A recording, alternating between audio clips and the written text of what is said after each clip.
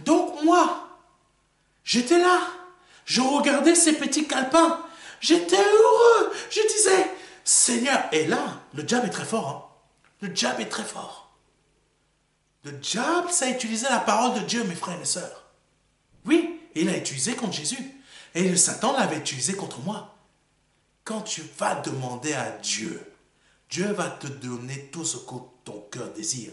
Demande au Père au nom de Jésus-Christ. Alléluia. C'est vrai. Je l'ai vécu. Va demander au nom de Jésus-Christ que cette maison-là.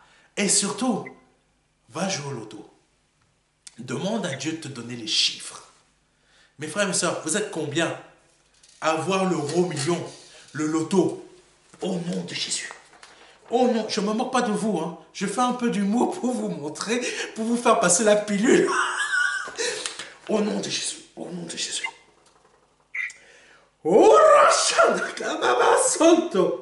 Au nom de Jésus.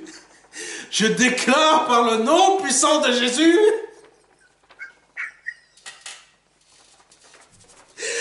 que je vais avoir, c'est combien de chiffres encore? Je ne sais même plus. Je vais avoir les bons chiffres. Père, donne-moi par le nom de Jésus-Christ les bons chiffres. Je te donnerai les 10%, tatati, tatata, patata, patata, comme certains me font. Pasteur, prie pour moi et je vais te donner l'offre.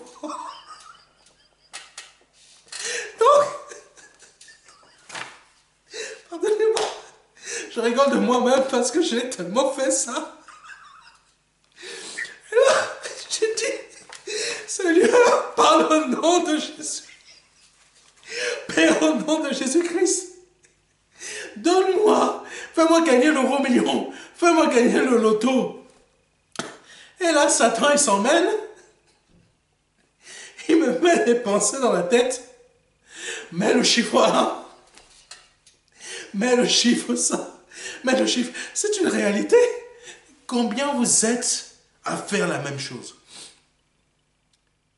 Si le Seigneur me fait vous dire ça, c'est pour qu'aujourd'hui, vous soyez épargnés de ce type d'erreur. Amen. Parce que quand on devient pasteur, c'est parce qu'on a déjà connu beaucoup d'erreurs avant. Et le Seigneur nous utilise pour que vous ne fassiez plus les mêmes erreurs, mais que vous gagniez du temps. Et la mesure de gloire que Dieu a mis en moi, c'est pour que toi aujourd'hui qui m'écoutes, tu rachètes le temps. C'est marqué dans la parole de Dieu. Tu rachètes le temps. Avec cette mesure de gloire que Dieu a mis en moi, c'est pour que toi aujourd'hui, tu rachètes le temps, ton temps à toi. Parce qu'aujourd'hui, le temps que le Saint-Esprit m'a fait racheter avec cette mesure de gloire, moi, il est hors de question que je retourne aux histoires de l'auto. Amen. Il est hors de question. Parce que je sais comment Satan m'a trompé. Et j'étais là. Je joue. Où est l'appartement aujourd'hui? Il n'est pas là. Amen. Il n'est pas là. Donc toi aujourd'hui, tu es à l'église, tu joues au loto, tu joues au PMU, tu joues à ça. Il y a même des frères et des sœurs, je vous parle des réalités. Elles croient en Dieu, en Jésus-Christ. Et ils vont demander des prêts à la mafia congolaise. Oui, oui, oui, mes frères et mes sœurs. Parce qu'elles ne peuvent pas avoir des prêts ici. Pourquoi? Pas parce qu'elles n'ont pas les papiers français, pardonnez-moi. Et ces personnes ont les papiers français. Mais c'est simplement, le taux d'endettement est tellement devenu haut. Le loto, ça ne les aide pas. Mais le diable a trouvé un autre moyen. Tu as les réseaux mafia congolais, mafia camerounaise. Va là-bas, ils te font le prêt. Mais après, ils te tiennent. Le taux de pourcentage. Je connais une personne. Et ils lui ont fait un taux de pourcentage, ça dépasse les 10%. Sur 6 000 euros. 10%. Et cette personne, si elle ne rend pas l'argent, schlick. Voici ce que Satan fait dans notre esprit. Voici ce que le diable fait dans notre esprit. Et il nous met les pensées de richesse dans notre tête, dans nos réflexions, pour nous que quand on s'éloigne de Dieu, on soit schlick. Et quand on s'est éloigné de Dieu, il y a une image que ma mère m'a toujours dit. Quand tu vas à la plage, surtout la plage, on prenait l'image de Kribi, etc. au Cameroun. Bon, beaucoup ne peuvent pas comprendre. Mais prenez l'image d'une plage ici en France. Tu vas à la plage. Tu rentres avec tu rentres au niveau des pieds. Tu peux toujours courir assez vite si tu vois un danger ou une grande vague qui va arriver vers toi et qui risque de t'ensevelir. Et qui risque de te happer. Parce que le but de la vague, ça vient sur toi, mais ça repart. Et ça peut t'emporter. Mais si tu es encore hors d'eau, tu peux toujours repartir sur le sol. Mais quand tu arrives à ce niveau-là, dis-moi que l'eau à ce niveau-là, tu ne touches même pas le fond. Comment tu vas faire pour repartir sur le sol? Tu ne peux pas. La vague va t'emporter. Toi, tu crois qu'elle va te ramener au sol, mais le but de la vague, ça va venir sur toi, ça va te faire un retournement comme si tu étais dans une machine à laver. Ne croyez pas forcément, comme dans les films, ça va te ramener sur le sol. Non. Ça va te faire bien travailler. Tu vas avaler l'eau, tes poumons. Voilà, ainsi de suite. Et t'es fini. Ça, c'est ce que le diable fait dans nos pensées. Et il est encore temps aujourd'hui, mon frère, ma soeur, ou toi qui me regardes peut-être pour la première fois, si tu es au niveau où l'eau, tu as encore la possibilité de repartir sur le sol, fais-le aujourd'hui. Fais-le. Repars sur le sol rapidement. Parce que le but du diable, c'est de détourner la plupart d'entre nous. Amen. Il a déjà les gens du monde dans ses mains, mais le pactole, c'est quand il arrive à reprendre des chrétiens qui se sont donnés à Jésus. Lever la tête, c'est vrai. On doit lever la tête vers qui? Lève la tête vers Jésus. Amen.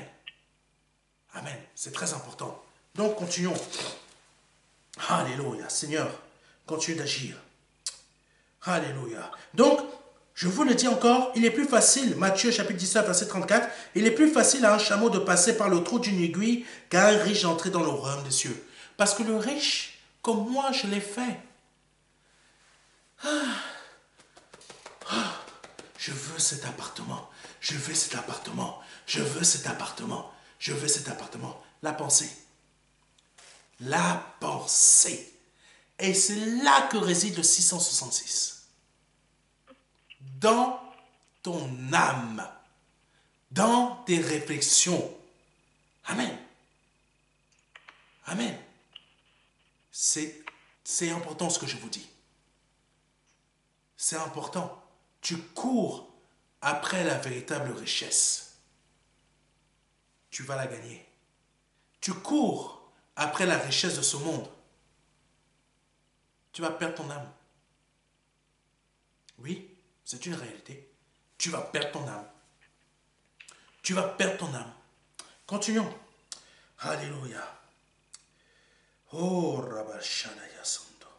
Il y avait une personne riche qui était venue voir le Seigneur Jésus-Christ et lui avait dit, Seigneur, que dois-je faire pour gagner le ciel? Que dois-je faire pour gagner le ciel? Le Seigneur lui a dit, vends tout ce que tu as. Vends tout ce que tu as et suis-moi. Amen.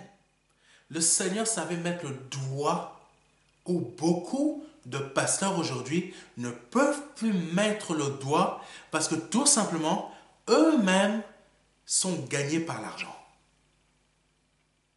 Amen. Beaucoup d'entre nous qui sommes enfants de Dieu, je suis pasteur, hein? Je suis pasteur. Mais il y a une chose que Dieu m'a fait comprendre. Quand j'ai commencé, je vous dis, je vous livre la réalité. Quand je commençais à servir Dieu, vous savez, quand on commence à servir Dieu, ce n'est pas facile. Je vous explique pourquoi. Parce qu'il va toujours y avoir d'autres pasteurs qui vont vous dire c'est comme ça qu'il faut fonctionner.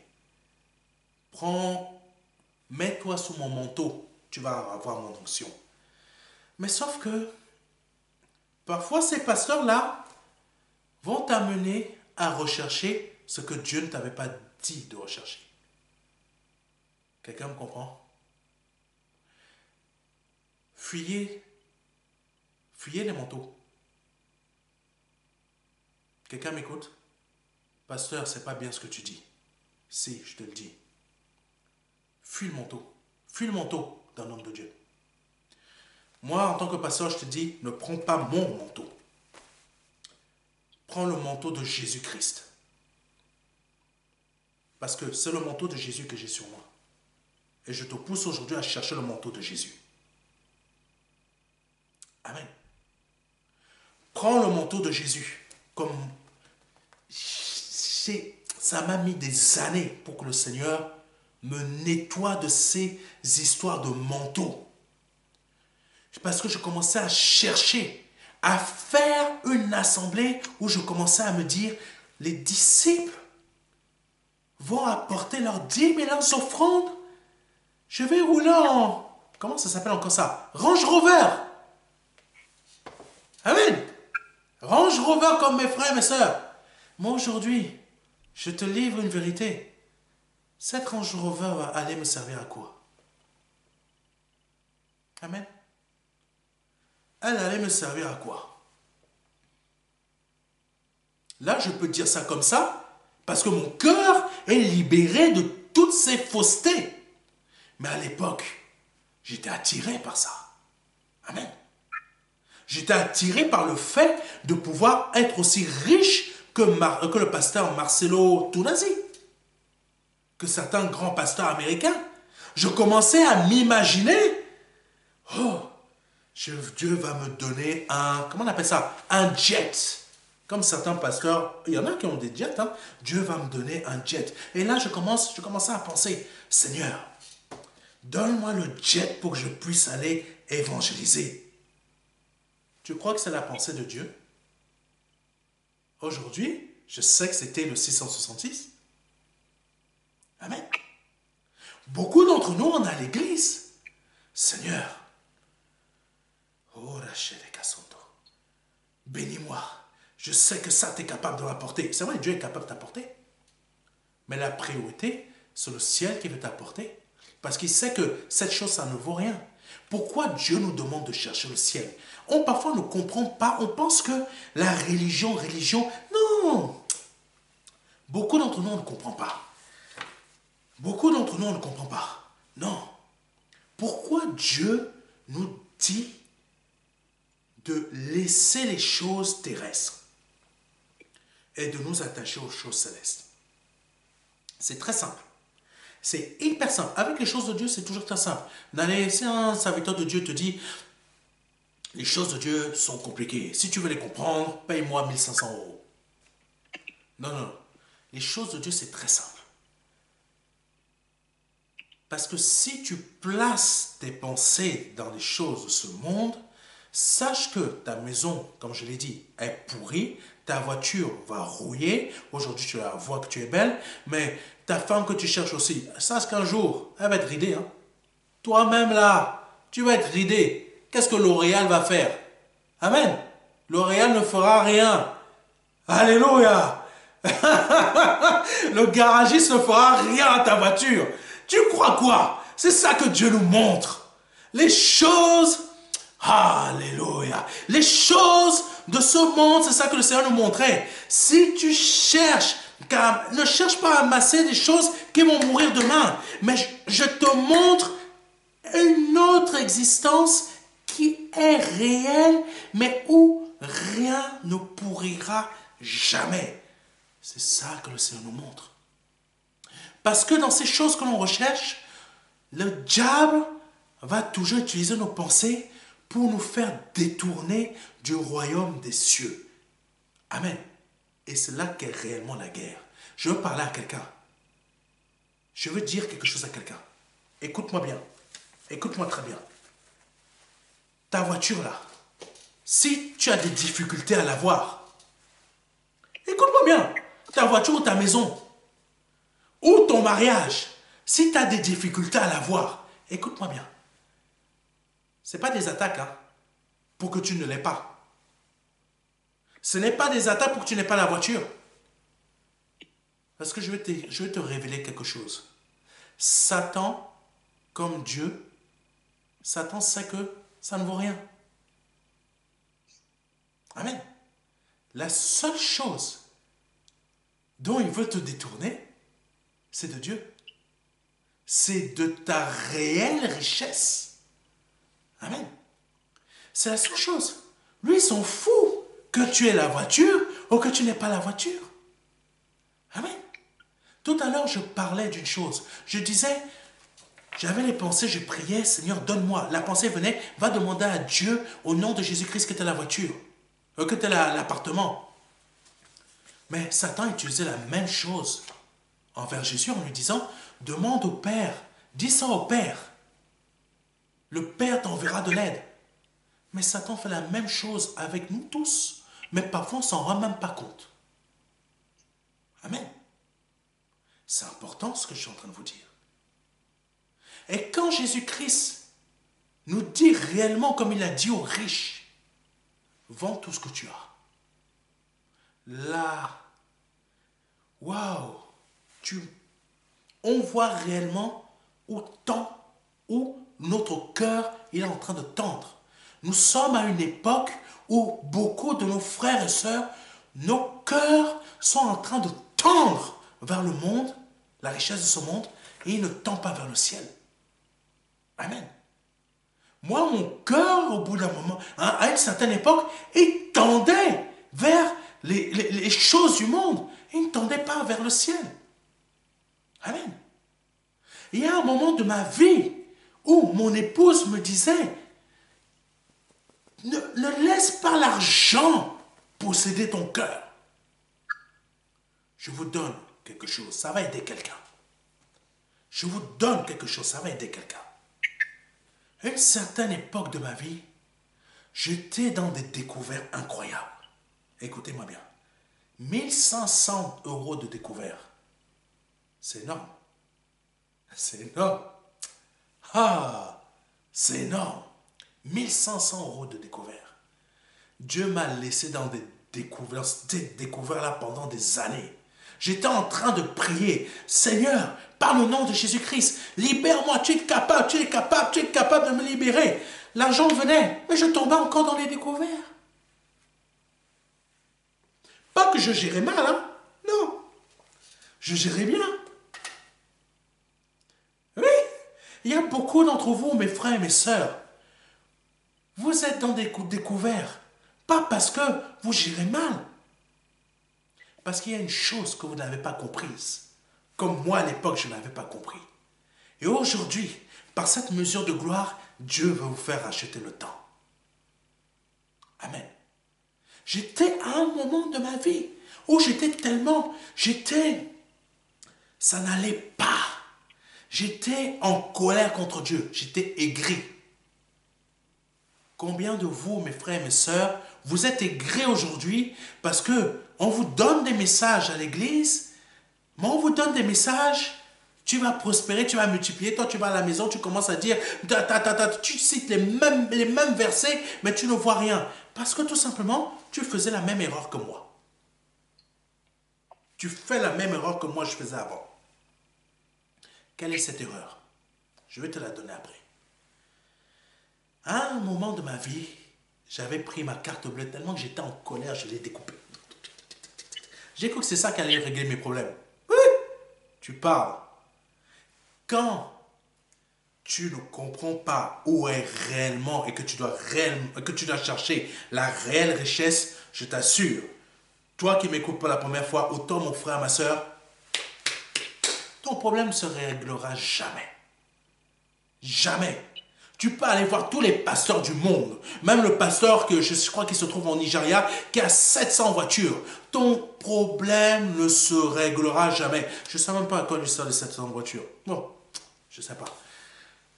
Donc là, ton problème ne se réglera jamais. Parce qu'il y a une chose importante. Quand tu ne comprends pas que tu dois réellement chercher le royaume et la justice de Dieu, qui est la réelle richesse, c'est-à-dire tu cherches ce qu'est Christ dans ta vie, si tu ne comprends pas ça, tu resteras toujours dans tes problèmes que tu as actuellement. Ce n'est pas la délivrance qui va te délivrer. Oh pasteur, prie pour moi. Je veux la délivrance. Je veux faire tes sessions de délivrance. Tu vas faire la session de délivrance, tu seras toujours dans les mêmes problèmes. Quelqu'un m'écoute? Tu vas faire la session de cure d'âme, comme ça existait dans les ADD avant. Je ne sais plus si ça continue à exister. Tu vas avoir les mêmes problèmes. Tu peux aller voir le psychologue à gauche, le psychologue à droite. Tu seras dans les mêmes problèmes. Donc, comment je suis sorti des découvertes? Le jour où j'ai commencé à comprendre que cours plus après la richesse. Cours après Jésus. Cours après cette réelle richesse. Et fais-lui confiance pour ton avenir. Tu peux mourir ce soir. Tu es en train de courir après ton avenir. Tu es en train de courir que tu veux la richesse demain. Mais tu peux mourir ce soir. Ça t'aura servi à quoi? Ça t'aura servi à quoi? C'est important, hein, ce que je dis. C'est très important. Continuons. Donc, le riche, il était incapable de suivre Jésus. Parce qu'il ne pouvait pas se débarrasser. La richesse, ce n'est pas le matériel. Ce n'est pas ça qui a de l'importance. C'est le poids de ta pensée sur une chose qui peut te faire passer à côté du royaume des cieux. Parce que tu peux être né de nouveau, mais parce que tu as compris ce que c'est que la réelle richesse et que c'est ça que tu poursuis et que tu deviens riche sur cette terre, tu iras au ciel. Parce que tu as compris c'est quoi la réelle richesse. Amen. Tu ne te confies pas sur ce que tu as dans ton compte en banque. Amen. Si demain tu perds tout, tu ne vas pas pleurer. Tu vas dire merci Seigneur parce qu'aujourd'hui tu as encore renouvelé ton souffle de vie en moi. Amen.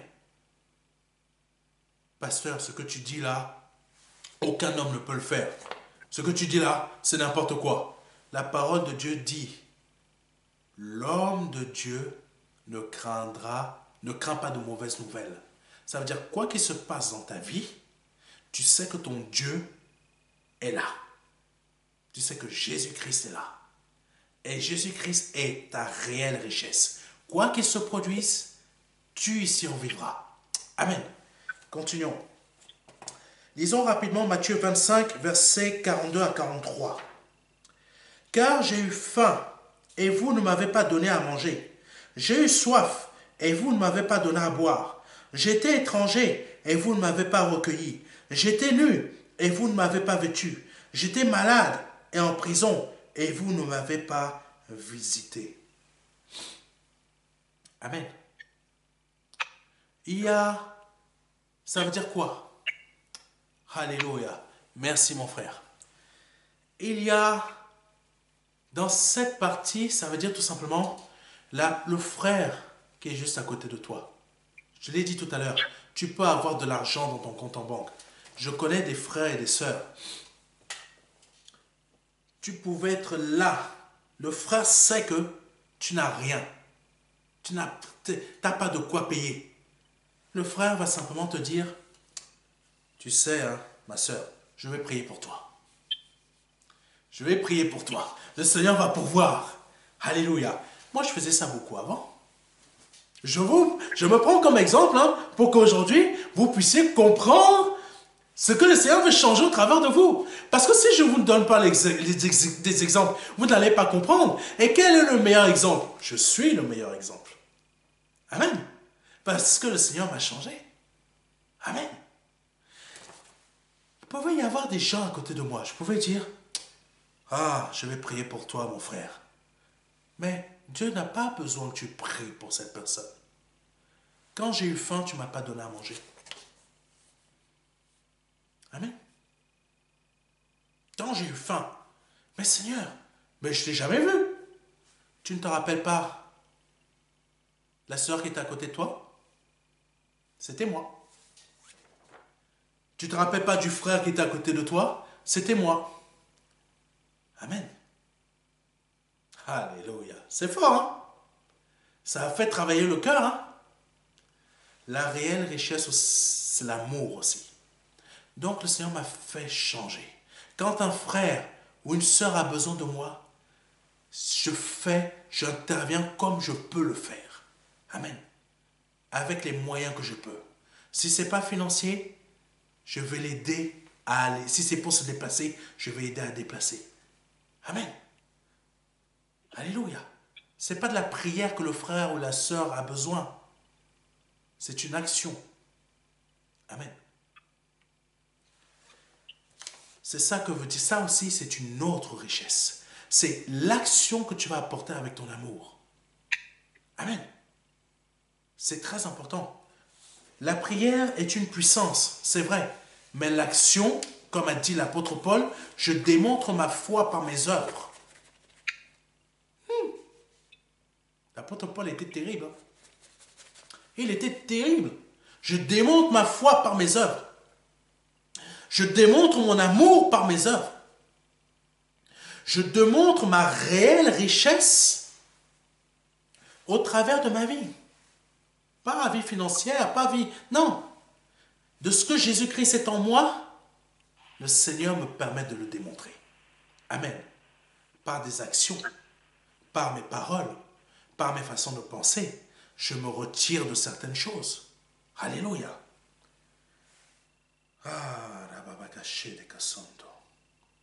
Quand nous poursuivons la richesse terrestre, nous ne nous rendons pas compte que nous sommes misérables et pitoyables. Comme je l'ai dit, ce n'est pas la parole de Dieu qui le dit. Hein. Ce n'est pas moi qui le dis, mais c'est la parole de Dieu qui le dit. Pardonnez-moi. La parole de Dieu nous dit des choses très crûment, très sèchement. Amen.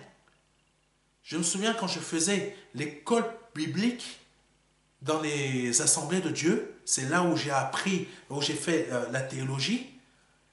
Et il me disait, Serge, ne te mets pas à genoux parce que tu vas faire fuir les gens. Serge, n'applaudis pas, sinon tu vas faire fuir les gens. Serge, ne bouge pas, sinon tu vas faire fuir les gens. Moi, je voulais remercier mon Dieu. Et on me disait aussi, Serge, quand tu prêches, ne choque pas les gens. Mais quand je voyais Jésus, qu'est-ce qu'il a fait? Il est parti prendre un fouet. Bien sûr, vous attendez pas, hein, je ne vais pas arriver à l'église avec un fouet, hein, sinon ça va être chaud. Hein. Vous allez voir ma tête être placardée sur tous les réseaux sociaux. Faux pasteur. Même sans faire ça, je suis déjà critiqué de faux pasteur. Amen. Bon, allez, que Dieu soit béni. Donc, Jésus-Christ avait pris un fouet. Jésus-Christ avait dit aux pharisiens, race de vipère. Ah oui, va dire ça aujourd'hui à un chrétien dans l'église. T'es pasteur. Vous ne suivez pas la volonté de Dieu. Vous êtes des races de vipères. Demain, tu n'as plus de dîme. Demain, tu n'as plus d'offrande. Qui va payer le prêt de la grande assemblée là? C'est pas le pasteur? Amen. C'est pour ça qu'il y a certaines vérités qui ne sont plus dites. Satan n'a pas besoin de nous posséder. Le matériel le fait. Les finances le font. Amen. Les désirs que tu as, qui sont des idoles, ça fait son travail. C'est une réalité. Ça fait son travail. Il n'a plus besoin. Il est peinard comme ça, là. Il a envoyé le filet de sa canne à pêche, ou parfois même il met simplement les gros trucs de pêche là dans l'eau, et Satan dans l'eau comme des poissons, on arrive. Tout bénef pour lui. C'est une réalité, mes frères et mes sœurs. Amen. Alléluia. Oh Jésus, tu es puissant, tu es puissant, tu es puissant. Alléluia. C'est pour ça qu'on doit se rendre compte que la plupart d'entre nous, nous sommes misérables et nus. Et nous sommes aveugles. Et nous avons besoin d'acheter le collier, des vêtements et d'être purifiés. Amen. Que Dieu soit béni. Alléluia. Oh Jésus. Pour être véritablement riche, selon le Seigneur, nous avons besoin de la solution d'Apocalypse chapitre 3, verset 18. Je répète, Apocalypse chapitre 3, verset 18. C'est pourquoi je te donne un conseil. Achète chez moi de l'or purifié au feu pour devenir réellement riche. Des vêtements blancs pour te couvrir afin qu'on ne voit pas ta honteuse nudité. Et un collier pour soigner tes yeux afin que tu puisses voir clair. Amen. Ce verset nous parle de notre comportement. Amen. C'est réel. Ce verset nous parle de notre comportement spirituel comme terrestre. Car la foi ne suffit pas d'être sauvé. Oui, c'est tout en tout. La foi, c'est... Comment vous expliquer ça? C'est ta façon de vivre avec Dieu. La pensée de la foi ne te sauvera pas. Amen. Si tu as foi, ton comportement change. Si tu as foi en Jésus, ton comportement va changer. Parce que c'est lié. Amen. Notre façon de penser va changer. Donc, la vraie richesse de Dieu se trouve dans notre comportement spirituel terrestre, en étant dans l'amour, la justice, la miséricorde, le pardon, faire preuve de zèle, savoir changer, se laisser corriger. Amen. Se laisser corriger, avoir de la sagesse, discernement et intelligence. Amen. Notre comportement dans le fait de rechercher la richesse terrestre de ce monde nous rend... notre comportement, oui, dans le fait de rechercher la richesse terrestre nous rend tièdes. Parce qu'on ne s'occupe plus des affaires de Dieu. Je recherche la richesse. Je recherche à dominer dans ce monde. Amen. Ce qui est surprenant, Paul dominait dans ce monde, mais il ne courait pas après la richesse. Amen. Les différents apôtres dominaient dans le monde, mais ils ne recherchaient pas la richesse. Comment ils dominaient? Tout simplement avec la mesure de gloire qu'ils avaient en eux. Amen. Quand l'un allait chercher la guérison, allait chercher le médecin pour être guéri, parce qu'elle n'arrivait pas à être guérie, là, tu allais voir l'apôtre. Jésus te guérissait au travers de l'apôtre. Amen. C'est une puissance. C'est une puissance. Je ne dis pas aujourd'hui de ne pas aller chez le médecin. Hein. Je dis simplement, s'il n'y a pas la solution, tu ne trouves pas chez le médecin, demande au Seigneur de t'emmener chez la bonne personne par qui il va te guérir. L'homme de Dieu, je ne parle pas marabout. Hein. Je précise, hein, parce qu'il y en a certains qui sont très forts. Ils vont détourner. Même quand tu dis les vérités, ils te détournent. Ils sont très forts pour détourner. Amen. Aujourd'hui, nous parlons d'avoir des maisons de 4 à 8 pièces. Et que le Seigneur nous montrera ses bénédictions là-dessus. Nous insistons sur ces biens matériels pour montrer que nous sommes dans la voie de Dieu. Mais c'est plutôt dans les richesses d'en haut que nous prouverons notre évolution spirituelle. Ce n'est pas dans les richesses d'en bas. Amen. Je me souviens d'un des pasteurs qui m'avait formé, pasteur Maurice à l'ITB, qui nous disait à chaque fois qu'il était comme un saumon. Il me prenait toujours cette image, qu'il est comme un saumon. Ça veut dire quoi? Il va à contre-courant. Quand les pasteurs, parce qu'il y avait toujours des conférences dans les ADD, et ils allaient toujours dans une direction, et ils leur disaient, mais c'est pas la bonne direction, c'est cette direction-là. Parfois même, il était mis de côté, mais il était fier. C'est un homme de Dieu très fort. Et Dieu m'a appris à le suivre au travers d'hommes de Dieu comme ça. Aller à contre-courant.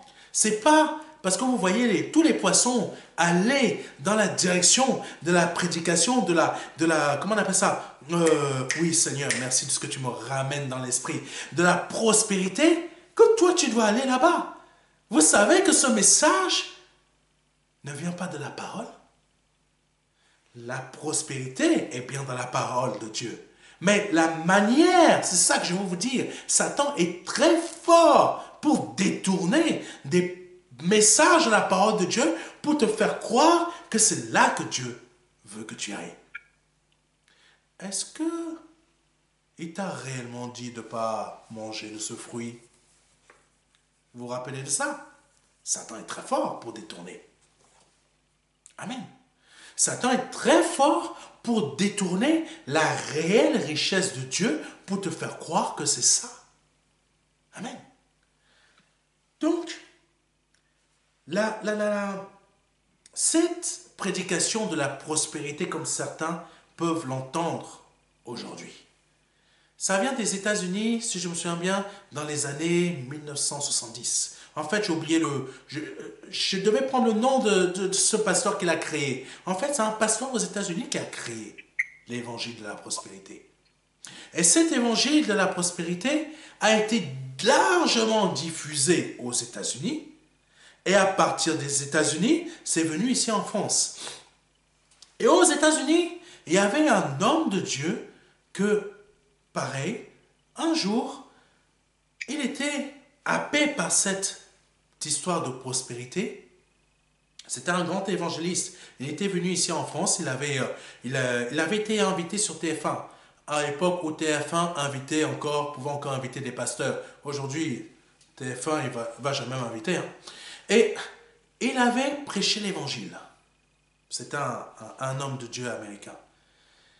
Cet homme de Dieu-là, à un moment, il était en train de suivre la même direction que tous ses amis pasteurs au niveau de l'évangile de prospérité. Un jour dans son sommeil, le Seigneur vient lui parler en vision et lui dit, tu sais l'évangile que tu es en train de donner là, ce n'est pas mon évangile. Ce n'est pas mon évangile.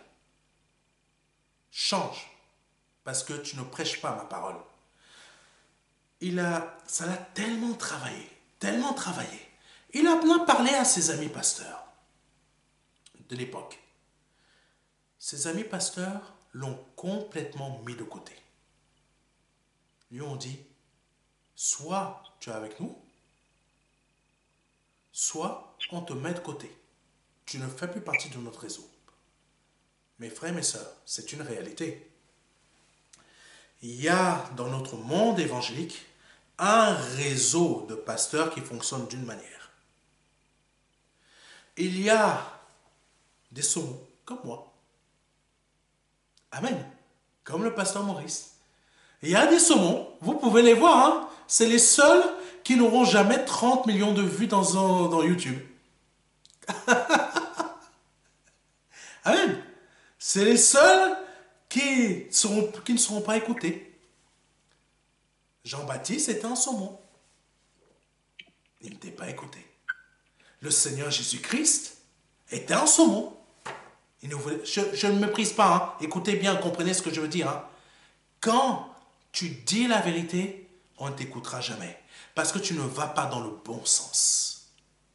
Quand je dis le bon sens, c'est la pensée du 666 qui est dans l'église évangélique. Amen. Le bon sens, c'est la parole de Dieu. Et le bon sens, c'est que tu deviennes réellement riche.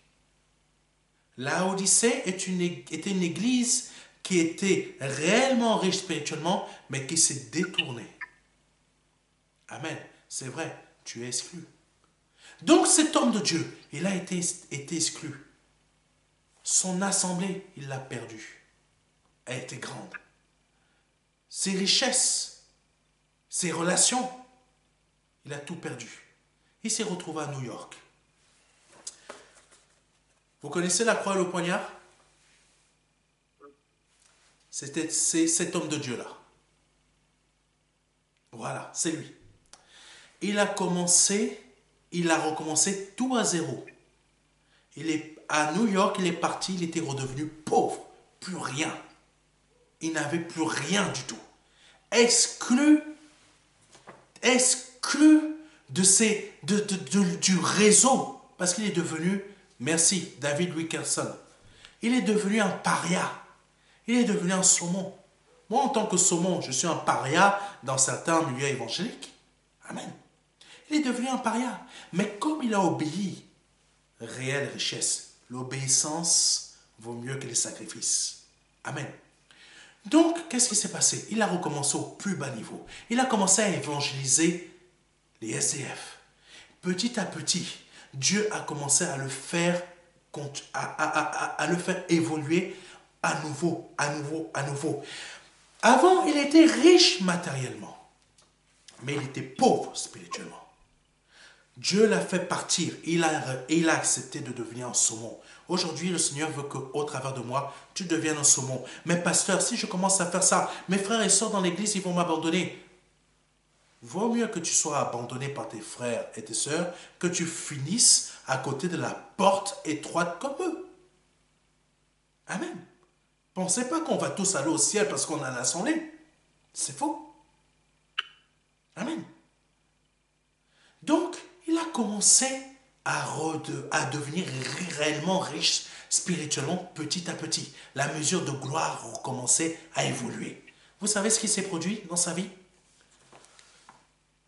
Dieu l'a fait devenir réellement riche. Qu'est-ce qu'il a fait dans sa vie?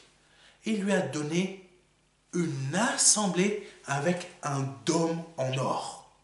Vous avez déjà vu un pasteur qui a ça? Jamais de ma vie. À New York. Un dôme en or. Même lui-même, il s'est dit, comment j'ai ça? Sauf que maintenant, il avait compris une chose. Il ne se fiait plus aux choses matérielles. Il se fiait maintenant à sa réelle richesse. C'est là que cet homme de Dieu est devenu un grand évangéliste. Parce qu'il avait compris l'importance de l'évangile qui est une richesse. Et il a abandonné l'évangile de prospérité. Amen. C'est important ce que je suis en train de vous dire. Si on ne comprend pas l'importance de la véritable parole de vie dans notre vie et que nous croyons que c'est le matériel, tout ce que nous pouvons posséder qui va remplir notre vie spirituelle de réussite, on se trompe. C'est une réalité. On a besoin d'entendre ça aujourd'hui. On n'a plus besoin d'entendre que deviens riche, demain tu meurs. Si la troisième guerre mondiale, elle arrive, ça te servait à quoi? L'argent que tu as dans ton compte, ça te servait à quoi? Même sans attendre la guerre mondiale, si tu meurs ce soir, ça te servait à quoi? Amen. Continuons. Donc, ce pasteur était comme en ce moment. À chaque fois qu'il y avait des nouvelles règles, lui, il suivait les règles de Dieu. Amen. Cet homme avait un cancer, mais il ne montrait jamais ses souffrances. Cancer de l'estomac, si je me souviens bien. La force qu'il avait là-dedans, Satan ne pouvait jamais mettre 666 là-dessus. Quelqu'un me comprend? Si tu commences à chercher la réelle richesse de Dieu, Satan ne mettra jamais le 666 sur ton front. C'est impossible. Il y aura un autre sceau, mais ça sera le sceau de l'Éternel. Amen. Oh, alléluia. Oh, Jésus. Il est temps de remplir nos assemblées avec la vérité et non avec des mensonges. 2 Timothée 4, verset 3 à 4 dit ceci. Je répète, 2 Timothée chapitre 4, verset 3 à 4 dit ceci. Car il viendra un temps où les hommes ne supporteront pas la saine doctrine, mais ayant la démangeaison d'entendre des choses agréables, ils se donneront une foule de docteurs selon leurs propres désirs, détourneront l'oreille de la vérité et se tourneront vers les fables. Qu'est-ce que ça veut dire ce verset? Ça veut dire tout simplement que ce n'est pas les pasteurs qui te détournent forcément de la vérité. c'est toi qui te donnes des faux pasteurs parce que toi, qui est chez toi qui me regarde, toi, tu te donnes, tu as des désirs dans ton cœur et tu te donnes des pasteurs qui sont dans le sens dans lequel tu vas. Et le sens dans lequel tu vas, c'est comme tous les autres poissons qui en sont en train de rechercher la richesse terrestre, la richesse sociale, la richesse matérielle. Comme je l'ai dit, ton cœur est malade parce que tu cherches à gagner de l'argent. Mais pasteur, je suis dans le monde. Mais le Seigneur ne te demande pas d'utiliser ta tête là. Il veut que tu changes ta tête en ayant foi en lui. 1 plus 1 devient 10 000. Ça veut dire quoi? Je ne laisse plus les pensées du monde m'atteindre, mais je commence à avoir foi en Jésus-Christ. Alléluia. Par ce verset, nous comprenons aussi une autre dimension de la réelle richesse de Dieu pour nous, qui est la sainte doctrine, qui est la vérité. Donc, la richesse que nous devons chercher aussi aujourd'hui, c'est la saine doctrine. Amen. C'est la saine doctrine. Alléluia. Quelqu'un m'entend? C'est très important. La saine doctrine est un mot religieux d'un ancien temps qui nous montre tout simplement qu'à notre époque, nous avons la saine doctrine est un langage qui nous montre que ça, c'est la parole. Quelqu'un me comprend? Qui nous montre que ça, c'est la parole. Mais je vais vous dire quelque chose. On ne reçoit pas que cela comme enseignement. Les messages que on reçoit plusieurs types d'enseignements à notre époque qui nous viennent aux oreilles, soit par les médias, soit par les réseaux sociaux, soit par la politique, soit par les films, soit par les séries, soit par les documentaires, soit par les mondes virtuels, comme bientôt maintenant, je ne sais pas si vous avez vu, Metaverse, vous mettez un casque comme ça, vous voyez des réalités augmentées, ou je ne sais pas comment ça s'appelle, soit par divers concerts du monde, etc. Mais tout cela, ce sont des enseignements. Mais ce sont des faux enseignements. Et malheureusement, certaines de nos assemblées nous donnent le même type d'enseignement. Amen. Pourquoi certains hommes politiques ont peur de certains pasteurs comme moi? C'est très simple. Parce que je fais le même travail qu'un homme politique, sauf que moi je le fais pour le ciel. Vous pensez qu'il y a une différence entre la politique et des paroles d'enseignement que je donne? Je vais vous montrer pourquoi je vous dis qu'il y a je vais vous montrer pour que vous compreniez mieux.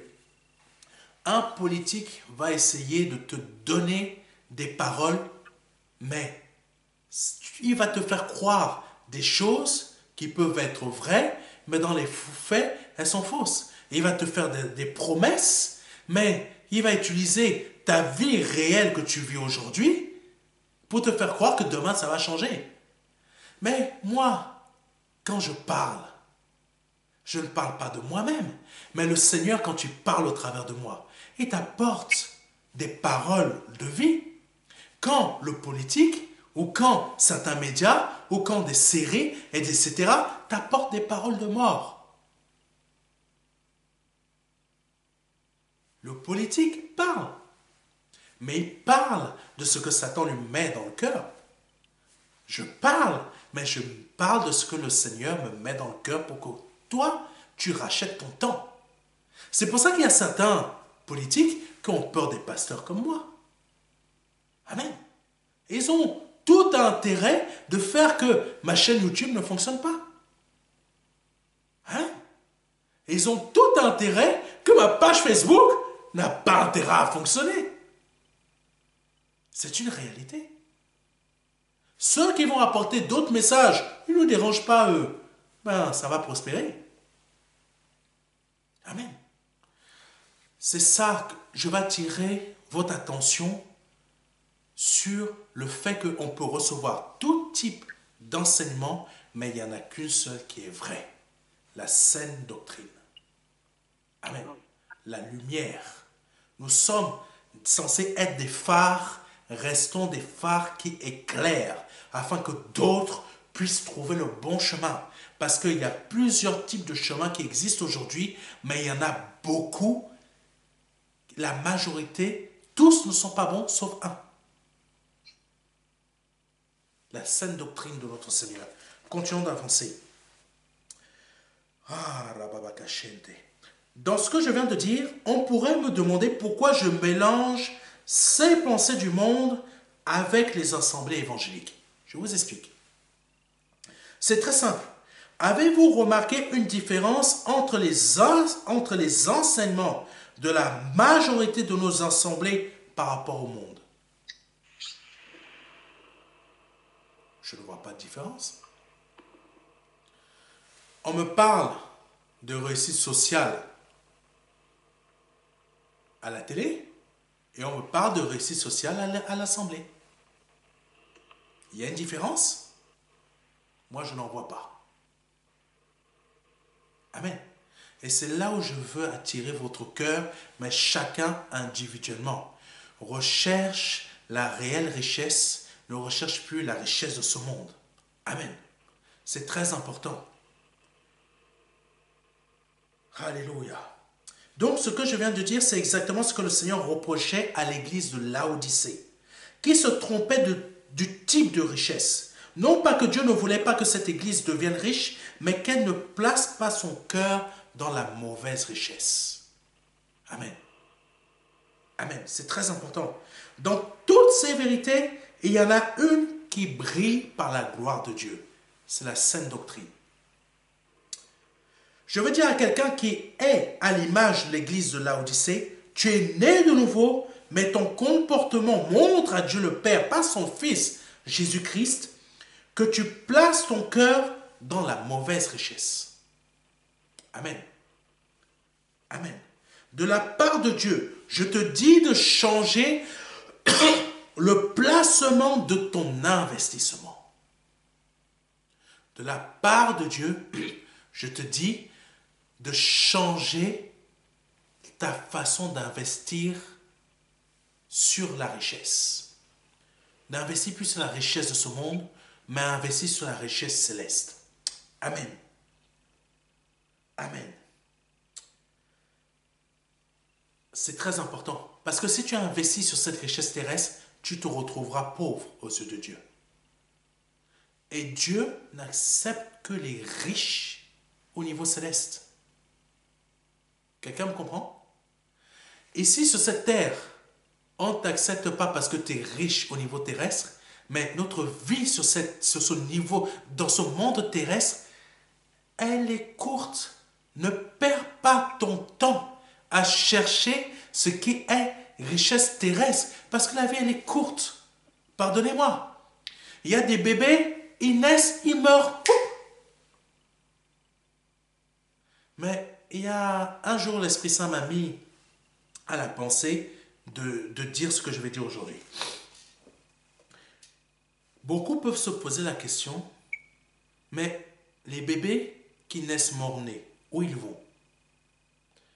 Il est marqué dans la parole de Dieu. Ça m'a beaucoup touché, ça m'a beaucoup frappé. Il y a un verset qui dit, ils n'ont fait ni bien ni mal. Le bébé naît, mais il n'a même pas encore fait ni de bien ni de mal. Où il va? Au ciel. Quelqu'un me comprend? Il n'a encore ni fait de mal, ni fait de bien. Il n'a pas eu le temps. Où il va? Au ciel. Quelqu'un me comprend? Quand je dis ni fait de bien ni de mal, il faut prendre, il n'a pas eu encore l'occasion de faire un choix dans sa vie. Le choix de faire le mal. Il va au ciel. C'est très important. J'ai eu ça dans ma pensée, il fallait que je le dise. Je ne sais pas pourquoi. Il fallait que je le dise. Peut-être quelqu'un en avait besoin. Donc c'était très important. Alléluia. Où j'en étais? Je vais dire à quelqu'un qui est à l'image de l'église de Laodicée, reviens à la réelle richesse. Paul a dit à Timothée dans 2 chapitre 4 verset 5, mais toi, sois sobre en toutes choses. Mais toi, sois sobre en toutes choses. Supporte les souffrances, fais l'œuvre d'un évangéliste, remplis bien ton ministère. Donc ça veut dire quoi? On doit investir sur la réelle monnaie d'échange du ciel, comme je l'ai dit, mesure de gloire. Amen. Et cette mesure de gloire ne s'obtient que comment? En pratiquant la justice de Dieu. Et c'est quoi la justice de Dieu? Faites, je saurai que vous m'aimez si vous mettez en pratique mes enseignements. C'est Jésus, pas Pasteur Serge. Hein? Amen. Amen. Ceux de Jésus, parce que c'est ceux de Jésus que je vous donne. Amen. Parce que si je commence à vous donner mes propres enseignements, je vais devenir un branhamiste. Pourquoi je vous dis ça? Parce que dans notre groupe de prière, un jour quelqu'un est venu nous apporter les enseignements de Branham. Genre, c'est lui le vrai. C'est Jésus le vrai. Amen. C'est Jésus le vrai.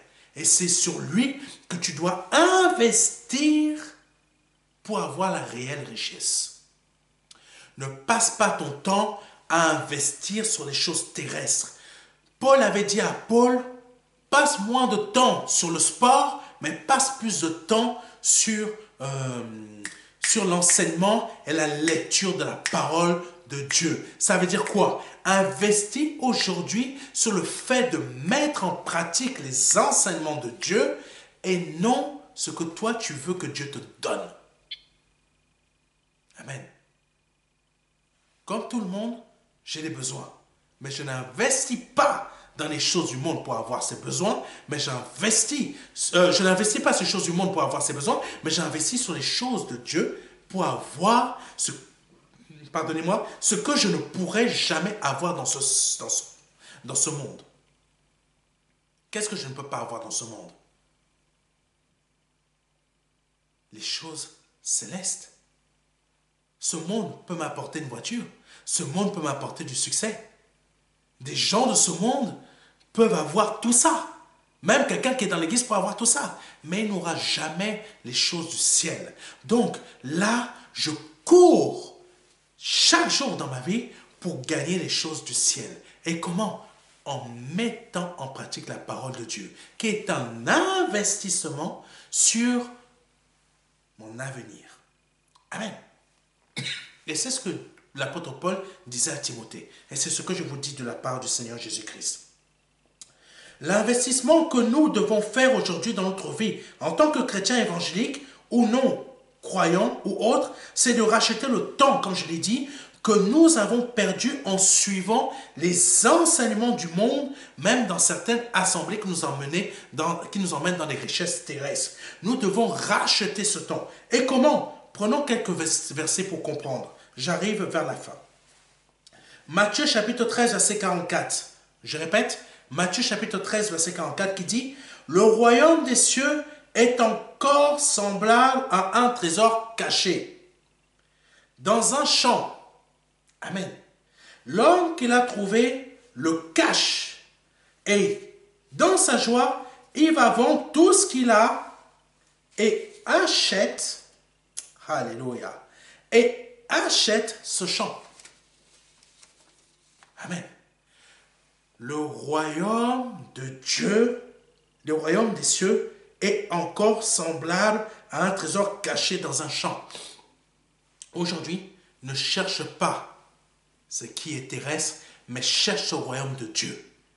Qui est, cherche-le comme si tu es un chercheur de trésors. Et là, c'est ton trésor. Cherche à le gagner. Tu es riche aujourd'hui. Tu as beaucoup de choses. Toi qui ne connais pas Jésus-Christ, tu cherches Ce que tu n'as jamais eu dans ta vie, c'est ça, le royaume de Dieu. Cherche ce trésor que aucun homme ne pourra t'apporter. Cherche-le. Et quand tu l'as trouvé, cache-le afin que personne ne vienne te le dérober. Ça veut dire que quoi? Que la parole de Dieu soit marquée au fer rouge dans ton âme, dans ton cœur, et que ça ne soit jamais effacé. Autre verset. Matthieu chapitre 13, verset 45. Le royaume des cieux est encore semblable à un marchand qui cherche de belles perles. Il a trouvé une perle de grand prix et il est allé vendre tout ce qu'il avait et l'a acheté. Tu trouves le royaume des cieux. Tu trouves le royaume des cieux aujourd'hui. C'est ta réelle richesse. Vends tout ce que tu as. Ça veut dire abandonne tous tes désirs terrestres pour t'attacher à cette richesse que, Jésus, qui va t'apporter plus que tu n'as jamais eu dans ce monde. Je parle à quelqu'un. Ton Audi ne t'apportera rien. Elle va t'apporter que du malheur. Assurance chère. Quelqu'un va la rayer. Le cœur va pleurer. C'est ta deuxième femme dans ta vie. Elle prend même la place de la première. Quelqu'un raye. Tu deviens malade. Satan, il t'a piégé. Amen. Tu la bichonnes. Surtout ceux qui prennent les modèles noirs là. Il nettoie. Moi, même si l'éponge a rayé la carrosserie, l'homme là, il tombe malade. Lui, il ne tombe pas malade quand sa femme tombe malade. Il tombe malade parce que sa voiture a une rayure. Il ne tombe pas malade parce qu'il y a 50 000 âmes qui viennent de mourir, parce qu'il y a un missile qui a été balancé dans un pays. Mais il tombe malade parce que son Audi a une rayure. Ah Jésus, quelle est cette attaque-là? Pourquoi Satan m'a attaqué comme ça?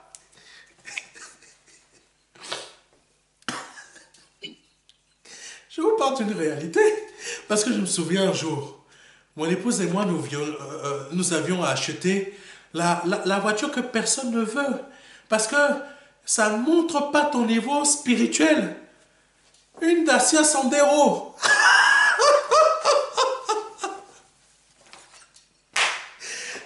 Jésus. La voiture était neuve.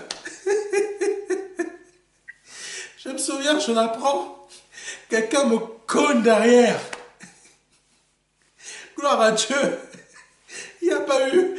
Rien n'a été déformé. C'était juste la petite lumière qui éclaire le... Comment on appelle ça? Plaque d'immatriculation qui était tombée. Je l'ai remise.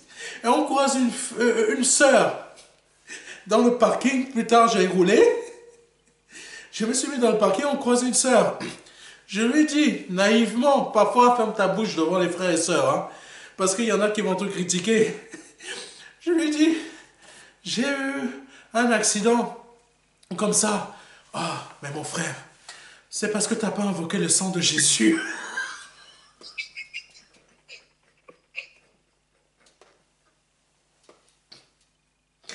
C'est parce que tu n'as pas invoqué le sang de Jésus sur la voiture que tu as eu l'accident. Voilà, oh merde, voilà comment on a le 666 dans notre cœur. Le matériel. Jésus nous a dit qu'on va perdre le matériel, mais qu'il nous donnera un trésor que personne ne nous volera jamais. Ce trésor-là, c'est le royaume des cieux. Et Jésus-Christ est ce royaume des cieux. Tu le trouves, tu fais tout pour le garder, je t'assure, il saura comment te bénir. Alléluia. Je continue. Pour terminer, Matthieu chapitre 13, verset 47 à 48. Pardonnez-moi, je me souviens de la tête de la sœur. Tu n'as pas invoqué le sang de Jésus-Christ sur la voiture. Tu n'as même pas mis l'huile. Vous voyez, l'huile d'olive. Il faut la mettre sur la voiture. Tu mets la croix. La personne n'aurait jamais cru.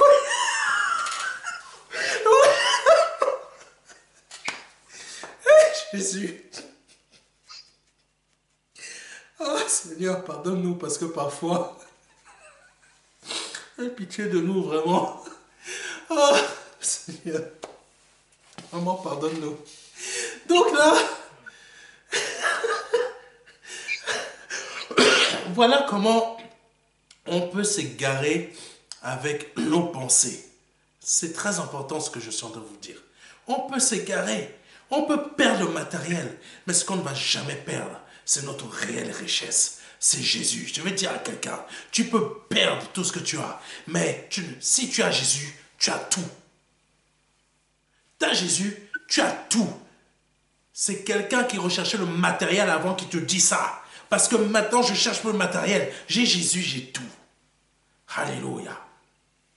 Donc, pour terminer sur les versets, Matthieu chapitre 13, versets 47 à 48, qui nous montre comment savoir investir dans la bonne richesse. Le royaume des cieux est encore semblable à un filet jeté dans la mer et ramassant des poissons de toute espèce. Amen. Alléluia. De toute espèce. On revient encore aux poissons. Verset 48. Quand il est rempli, les pêcheurs le tirent. Et après s'être assis sur le rivage, ils mettent dans des vases ce qui est bon et ils jettent ce qui est mauvais. Je t'ai dit, deviens un saumon. Parce que tu vas à contre-courant. Tu vas dans la bonne direction. Ne suis pas les autres qui vont te dire c'est la richesse, la domination de ce monde que tu dois avoir. Beaucoup de nos assemblées nous prêchent la domination. Mais je te dis aujourd'hui, Paul dominait sans rechercher la richesse. Tous les apôtres dominaient. Dis-moi, lequel des pasteurs aujourd'hui, tu vas aller mettre comme ça le coton, tu vas aller poser sur quelqu'un, le démon va partir. Les apôtres, ils prenaient le coton, je ne sais plus quoi, en tout cas un morceau de tissu, mais comme ils le faisaient comme ça, sur l'apôtre, il y avait une mesure de gloire. La gloire de Dieu, la gloire de Jésus-Christ faisait fuir le démon. C'est fort. Ça, c'est de la domination. Je n'ai pas besoin de dominer sur un bout de papier. Jésus domine pour moi sur ce bout de papier. Amen. S'il veut me donner ce bout de papier qui fait 5 et 2 zéros derrière, il me donnera. Amen. Pourquoi? Parce que je sais où j'ai placé ma véritable richesse, que personne ne me volera jamais. Amen. On peut me voler un billet de 500 euros, mais on ne me volera jamais mon Jésus. Alléluia. C'est ça que je veux que vous compreniez. Les 2 premiers versets de Matthieu 13 que j'ai lus nous montrent comment rechercher la réelle richesse qu'est le royaume de Dieu, dans tous ses aspects, comme certains déjà cités un peu plus tôt. Amen. Mais le 3e verset de Matthieu 13 que je vous ai partagé peut être vu de cette manière. Je précise que c'est ma vision à moi. Je n'en fais pas un dogme. Si vous voulez, ça vous aide à avancer, mais je vous donne. Après, vous faites comme vous le souhaitez. Alléluia. Je précise que c'est ma façon de voir les choses. Comme étant une personne... Alléluia. Oh Jésus. Comme étant une personne sage, intelligente et ayant du discernement qui par son action sur la terre jette. Ça c'est la vision des choses de Matthieu, le dernier verset de Matthieu 13. En fait, ce que je veux vous dire, c'est que quand vous lisez Matthieu chapitre 13, verset 47 à 48 qui dit « Le royaume des cieux est semblable à un filet », ça veut dire c'est comme si c'est une personne sage qui va lancer un filet. Une personne sage et intelligente, ayant du discernement, qui jette un filet, et qui, par son action sur la terre, le fait de jeter le filet, sait faire la part des choses dans ce qu'il a récolté. Les poissons sont rentrés dans le filet, Et il sait faire la part des choses dans ce qu'il a récolté. Amen. Il sait faire la part des choses qu'il a récoltées dans ce monde pour ne pas placer son cœur dans ce qui est périssable, mais plutôt non périssable. Amen. Il faut qu'on apprenne à devenir ce type de personne. Le Seigneur nous bénit, mais sache placer ton investissement sur la bonne richesse. Pas sur la richesse périssable, mais sur celle qui est bonne. Amen. Impérissable. Cela veut dire quoi? Je travaille par la grâce de Dieu pour mieux gagner. Je prends des aspects terrestres pour que vous compreniez bien. Je travaille par la grâce de Dieu pour mieux gagner ma vie. Ou pour faire réussir mon entreprise. Mais le temps que je perds dans ces choses, ah oui, parce que nous perdons du temps à chaque fois que nous allons travailler. Tu travailles 8 heures par jour, ça peut te faire 35 heures par semaine, ça peut te faire, tu peux aller jusqu'à 39 heures par semaine, mais c'est 39 heures, si tu réfléchis bien. Ces 39 heures, c'est du temps perdu que tu n'as pas passé devant le Seigneur. Quelqu'un me comprend? Donc, le Seigneur veut que tu deviennes intelligent, que tu deviennes une personne avisée. Tu as gagné, tu es allé travailler pour gagner ta vie. Amen. Il faut bien que tu payes ton pain. L'apôtre Paul l'a dit. Que celui qui ne travaille pas n'ait pas du pain ou je ne sais pas quoi. Vous vous souvenez de ce verset. Celui qui travaille, c'est normal qu'il s'achète du pain. Amen. Mais tu as passé 40 heures ou 35 heures par semaine. Ces 40 heures, tu multiplies ça en un mois. Regarde le temps que tu as perdu. Mais pasteur, mais le temps là, ça m'a permis de gagner mes 4 000 euros net par mois. Amen. 4 000.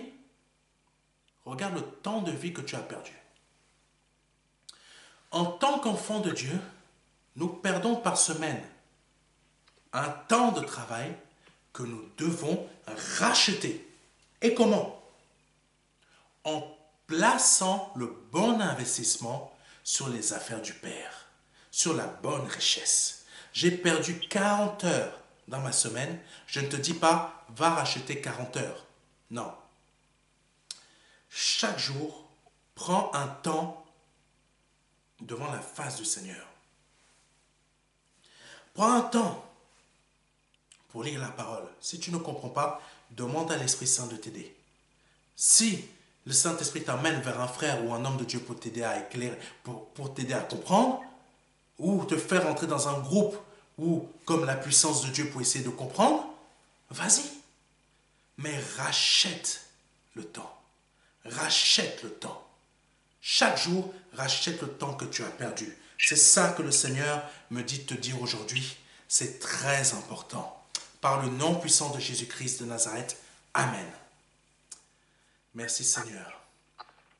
Excuse-moi, je branchais mon portable. Il n'y a pas de souci. Que Dieu soit béni. C'était le message que j'avais à vous apporter aujourd'hui. Amen. Alors, merci pour ton message, c'est vrai, parce que tu disais qu'on doit se focaliser que sur notre Seigneur Jésus. Amen. Et aussi, il faut pas penser qu'à l'argent, comme tu as dit. Car la meilleure richesse, c'est Dieu. Amen. Et j'ai fait un petit témoignage vite fait là. En fait, j'ai eu un moment, une période où j'étais avec une de mes ex qui m'a complètement dépouillé. Il me restait que 9 euros. Je suis revenu chez mes parents, il me restait que 9 euros sur mon compte. Et j'avais toutes les factures qui venaient. Donc, ça soit de la voiture, le portable, et c'était quoi déjà? L'assurance de la voiture aussi. Et en fait, moi, je me suis dit, ouais, je suis mort, je vais me retrouver dans la mouise. Et en fait, pendant le mois-là, toutes les factures sont passées et le compte n'a pas bougé. Et donc, pour ça que là, j'aurais pensé qu'à l'argent, un truc comme ça, peut-être que Dieu m'aura dit, tu veux penser à ça, tu vas rester avec le peu que t'as. que j'ai beaucoup prié, ainsi que mes parents ont beaucoup prié. Et Amen. maintenant, bon, voilà, ma situation est mieux, mais à la Amen. période-là, ça m'a montré que voilà, il ne faut pas, faut faire confiance beaucoup à Dieu, C'est ça. et Dieu œuvre tout le temps. Amen. Amen. Amen. J'aime beaucoup ton témoignage. Je vais partager un témoignage que j'ai lu dernièrement. Vous connaissez l'acteur de Chosen? C'est une série qui passe sur la vie de Jésus. Bon, la série montre de la manière que... Bon, c'est intéressant. Comme toujours, ces séries, c'est pas sur la... Purement, il ne suit pas forcément tout ce qui est marqué. Mais ça a le mérite de pouvoir essayer de toucher des personnes. Cet acteur est passé à peu près dans la même situation que toi. Cet acteur disait, et à une certaine époque, il allait à l'église, et il faisait tout, en fait, pour l'église, il servait, etc. Il faisait tout ce qu'il y avait à faire. Mais il n'était pas, c'est un peu différent de toi, il n'était pas réellement dans ce que Dieu voulait qu'il fasse. Il était à l'église, il faisait tout, mais son compte en banque était zéro. Et à chaque fois, il passait des castings, il passait tout type de casting, mais il ne trouvait rien. Il était dans vraiment une véritable galère. Et il expliquait qu'un jour, le Seigneur l'a parlé. Le Seigneur lui a dit, tu ne me suis pas. En gros, tu ne me suis pas. Tu fais des choses à l'église, mais ton cœur n'est pas avec moi. Il y a beaucoup de nos frères et sœurs, ils servent, mais le cœur n'est pas avec Dieu. Et c'est là qu'ils commencent à dire, c'est vrai Seigneur, je ne t'ai jamais réellement placé dans mes affaires. Je ne t'ai jamais placé dans mes décisions. Et c'est pour ça que j'étais dans des galères. Aujourd'hui, je me repens et je te plaçais dans toutes mes galères. À la minute même qu'il s'est repenti, il est descendu, c'est son témoignage, hein, il est descendu de son appartement, il est allé dans sa boîte aux lettres, il a trouvé 4 chèques. 4 chèques. 4 chèques qui l'ont sorti de sa galère. Amen. Quelque temps après, il reçoit la proposition pour tourner dans cette série. Et depuis ce temps-là, il a compris où placer sa réelle richesse. Où il doit placer son investissement pour avoir la réelle richesse. Il sait qu'il gagne bien sa vie aujourd'hui, mais il ne place pas son cœur dans les finances qu'il gagne, mais plutôt sur Jésus-Christ. C'est le témoignage que je voulais donner suite au tien, parce que ton témoignage est très fort, et c'est ce que nous devons tous faire aujourd'hui. Amen. Amen. Donc, ouais. Je tiens à te remercier quand même pour ton message qui était fort. Et je sais que voilà, il y a eu beaucoup de personnes, certaines personnes étaient pas là, mais ça a dû être au décalage horaire dû aux différentes nations qu'il y a dans le groupe. Oui. Après, niveau travail, certains, ouais, ceux qui sont pompiers ou dans la médecine, c'est chaud. Oui. Voilà. Mais un grand merci quand même, parce que franchement, ça m'a touché le message que tu as fait, et merci. Que Dieu soit béni. Donc, je vais te laisser terminer par une petite prière. Voilà. Amen. Mon Père, je te rends grâce pour ce moment rempli de ta gloire, parce que je crois qu'à cet instant, beaucoup ont compris de ta part où placer réellement leur investissement, c'est-à-dire la réelle richesse. Je te dis merci Seigneur, parce que beaucoup vont mieux vivre leur foi en toi, mieux être épanouis en toi pour pouvoir avancer, pour pouvoir être, libérés dans leur cœur. Parce que je crois qu'à cet instant, Papa, beaucoup passeront à un autre niveau dans leur foi, dans leur vie spirituelle et dans leur communion avec toi, afin de pouvoir obtenir la réelle richesse. Sois béni, Papa, pour ce que tu as fait ce soir, parce que nous te disons encore merci. Autant ces personnes ont été touchées, autant d'autres le sauront sûrement, autant moi-même personnellement tu m'as parlé aussi. Et je te dis merci.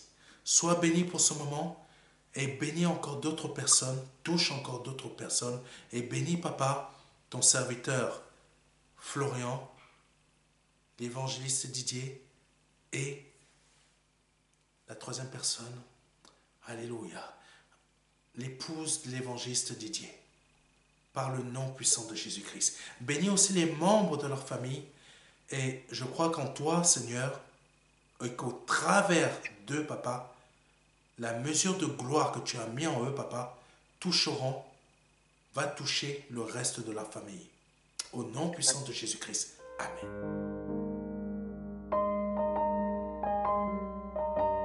Jean 3, verset 16.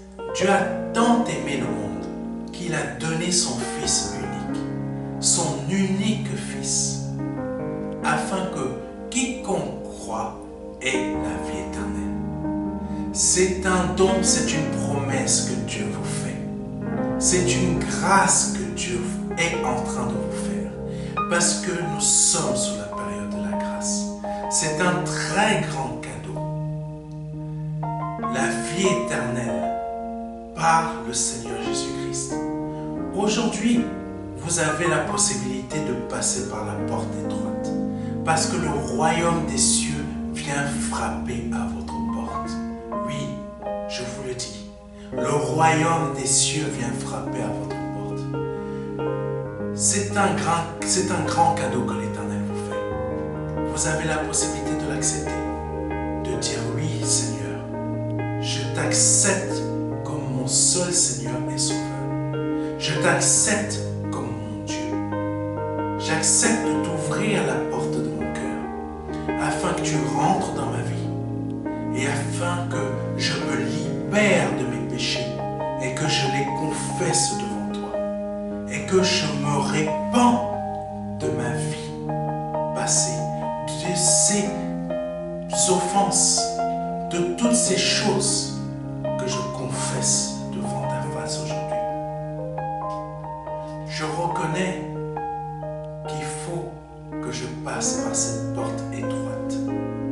Cette porte étroite dont le nom est Jésus.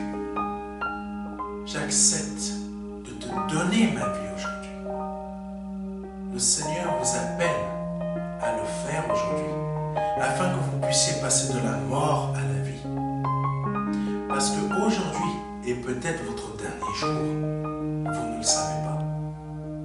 Peut-être aujourd'hui, c'est le jour où le Seigneur vous appelle à vous donner à lui, à donner votre vie au seul Dieu, au seul et unique Dieu, le Dieu vivant et vrai. Vous avez la possibilité de le faire aujourd'hui parce que c'est la seule porte qui existe. C'est une porte étroite. C'est une porte